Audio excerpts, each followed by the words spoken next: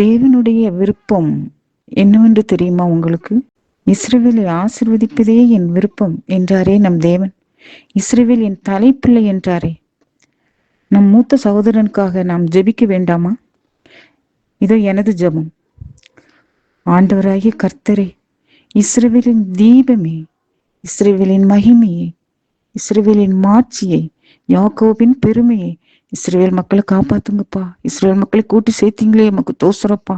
இன்னும் கூட்டி சேர்த்துருங்கப்பா. இஸ்ரவேல் மக்களை ஆசீர்வதித்தருங்கப்பா.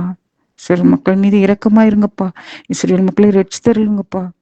ஆண்டவராகிய கர்த்தரே, இஸ்ரவேலின் தேவனாகிய கர்த்தரே, இஸ்ரவேலின் பெருமையே, இஸ்ரவேலின் ஆறுதலே, இஸ்ரவேலின் நம்பிக்கையே, இஸ்ரவேலின் போர்பாலே, இஸ்ரவேலின் ஆற்றலே, இஸ்ரவேல் மக்களை ஆசீர்வதித்தருளுங்கப்பா.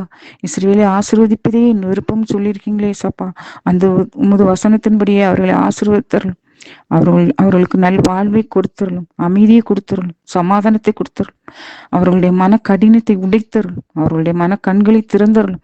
இதனால் அவர்கள் தங்கள் தேவனை கண்டுகொள்வார்களாக. இதனால் தேவரீர் மாத்திரமே அவர்கள் தேவனாயிருப்பார்கள்.